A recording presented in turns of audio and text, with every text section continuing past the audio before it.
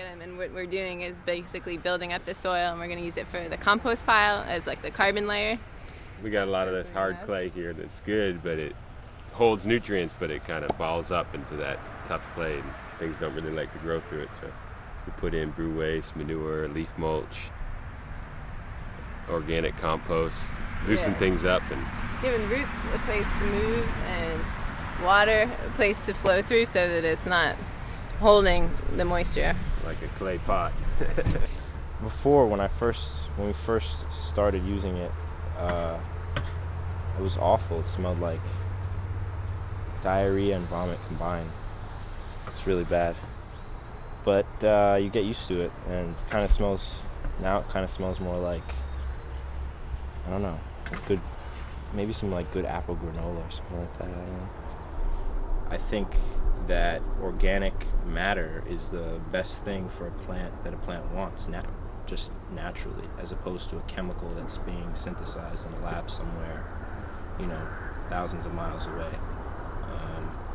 You know, all the stuff that these plants are feeding on comes from within a, I don't know, probably a 10 to 15 mile radius of this property.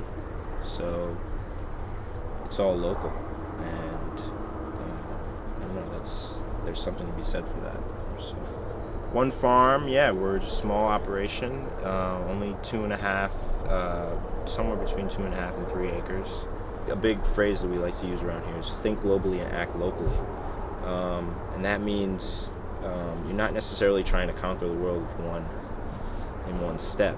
The size doesn't necessarily mean anything in terms of our effectiveness and our ability to feed people in this area. And we're able to contribute in a big way to this community. It's only a community of 10,000 people in Oberlin, the town of Oberlin. And I think a very high percentage of that population knows who we are and has eaten food from this property. So I'd say that's success.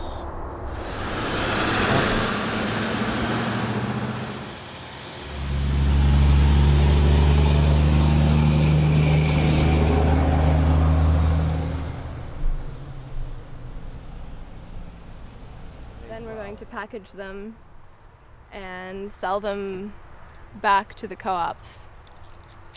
So basically there's a general fund, an OSCA general fund that fronted us with like a certain amount of money, and we've produced all of this produce, promising them that we'll sell it back to the smaller co-ops that make up OSCA at a cheaper than market value. So that's what we're doing now.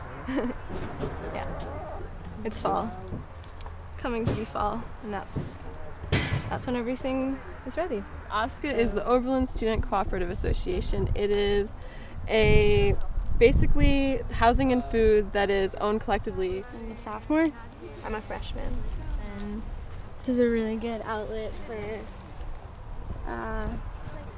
energy and yeah, it's good. We just started weeding the basil, and we just came from helping out with the chickens, moving them, collecting eggs, and yeah, that was really cool.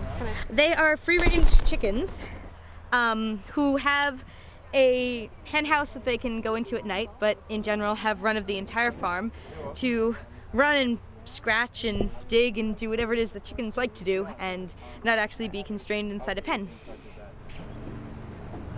And the idea is, the more food we can grow out here for Oskans to eat, the less food has to come from huge agribusinesses, travel thousands of miles to get to Oska.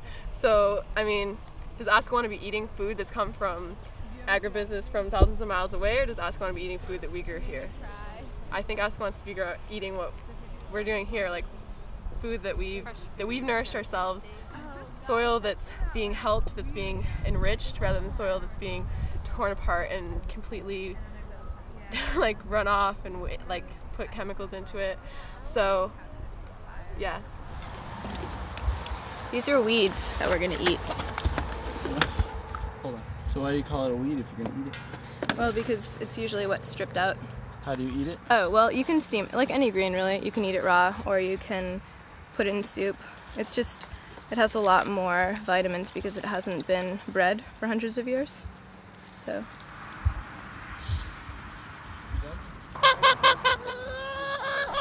Here we are in the okra patch.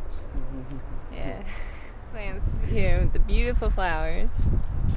You can go searching around in them and look. Oh. Here's a nice tender okra. And you know what? I like these so much. I'll just eat them raw. But you can eat them fried. You can eat them in stew. And here, I'll chew while we talk. Okra. You know, I think everyone should probably plant some okra because it's very gratifying to have a plant that's so prolific.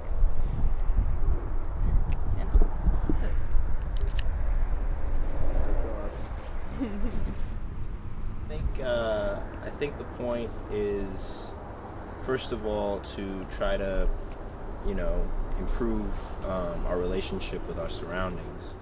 Yeah, it's And really understand cool where it's from. Yeah. to see. Like, this is what we'll be eating. Yeah, I feel So, really in touch with it. very cool.